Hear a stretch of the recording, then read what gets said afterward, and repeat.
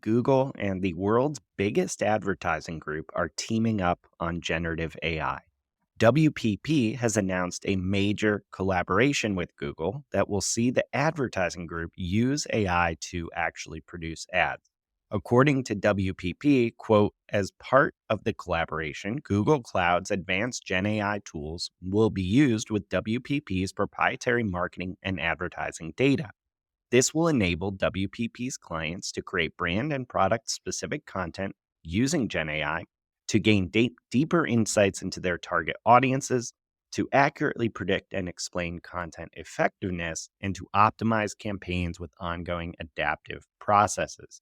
So, this partnership will actually focus on integrating Google's Gemini models with WPP's existing AI powered marketing systems, especially one called WPP Open. And what this means is that WPP clients like Coca-Cola, L'Oreal, and Nestle, who use that system already, are going to get access to all sorts of AI powered and Gemini powered ad generation and creative capabilities. Now, for the first phase of this project, there's kind of four big use cases that they're focused on. The first is enhanced creativity. WPP's Open Studio will integrate Gemini 1.5 Pro to help with basic creative tasks, things like writing headlines, turning sketches into images, pairing brand content and guidelines with different types of content, and figuring out actually how the brand sounds and writes using things like Gemini 1.5 Pro's 1 million token context windows. So that ability to have it remember and use tons and tons of information about your brand. The second use case is content optimization. Gemini is going to provide an upgrade to WPP's AI system that predicts how well marketing content will perform. Third is AI narration. WPP is actually going to use Gemini to automatically create video narration scripts, then actually send these scripts to a tool called 11 Labs that we've talked about to generate synthetic voices for videos. And then fourth is product representation. WPP is going to use generative AI to create product images. So, Paul, I guess first I wanted to get your thoughts on how notable is this partnership? How do you see this potentially impacting agencies as a whole and how they're trying to do work for their clients with artificial intelligence? Well, I was going back. Episode 81 is when we talked about Publicis Group and their, Hmm. $326 million AI investment to revolutionize their ad agency. Um, and now there's over 3 years. I think the plan here is WPP is 320 million per year. Mm.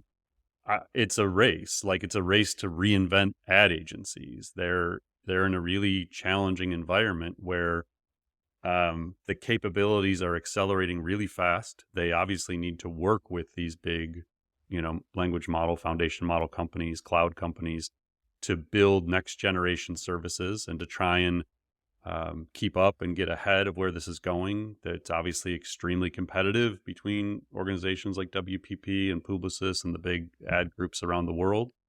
I think there's a lot of uncertainty around intellectual property considerations. If they're based in the EU, there's considerations around laws and regulations that are ahead of where we are in the US.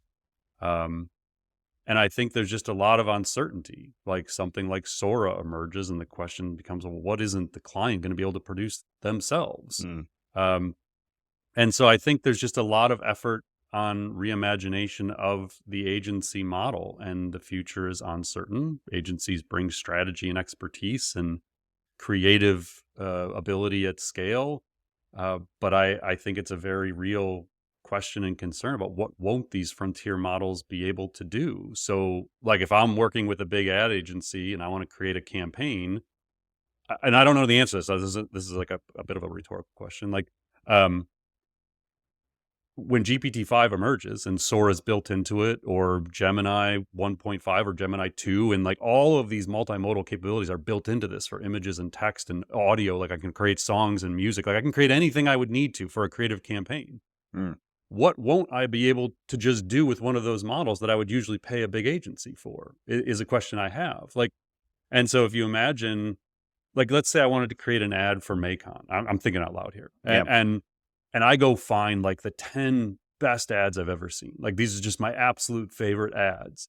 And I give those ads to Gemini or ChatGPT and say, I want to build an ad campaign, images, video. I want to create music, like everything, soundtracks based on, like, inspired by these campaigns. These are the ones I love. These are the best performing campaigns in history, whatever it may be.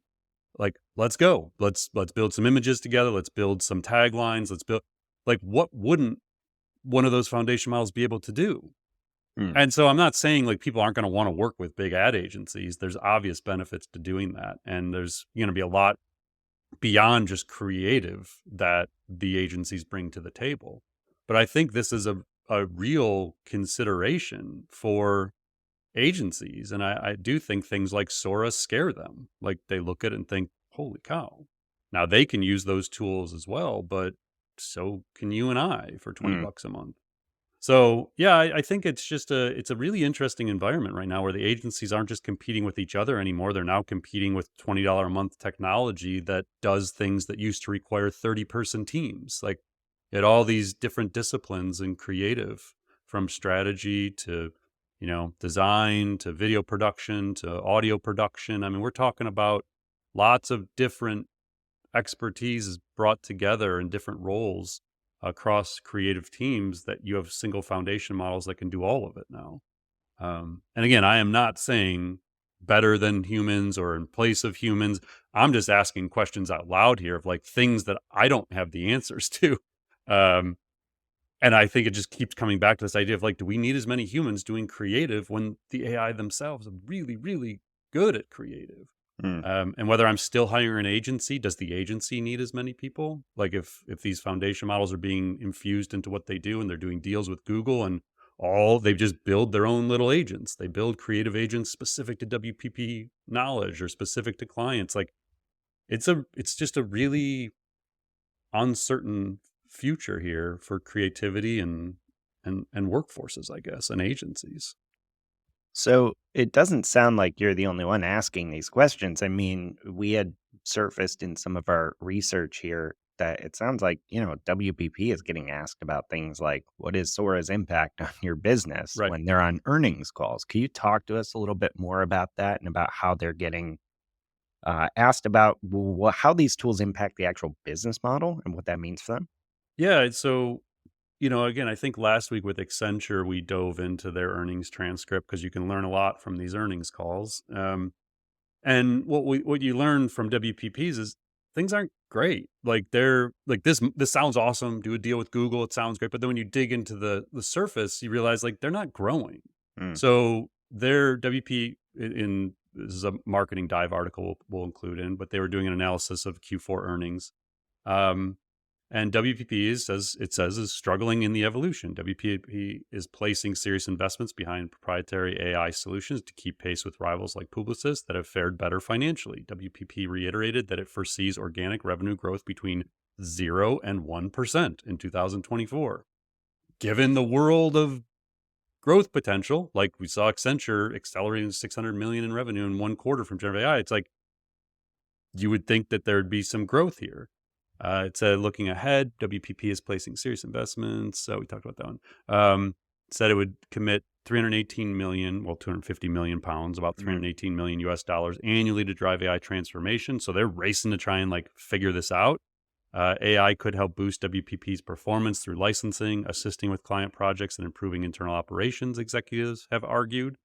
Um, and then it did say another potential problem for agencies is if other offerings outpace their own capabilities with generative AI. WPP released its earnings around previews for OpenAI's Sora tool that can quickly produce complex videos based on text prompts, and investors asked about the potential impact.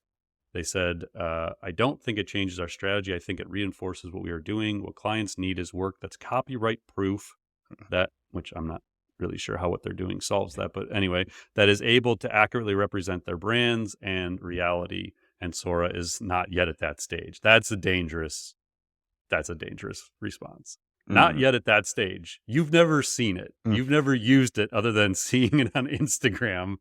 You don't know what it's capable of. So I hope that that's not actually, like, Mm. they don't think that that's a sustainable thing because Sora is not yet at that stage. That could be like 3 months. That statement could be false.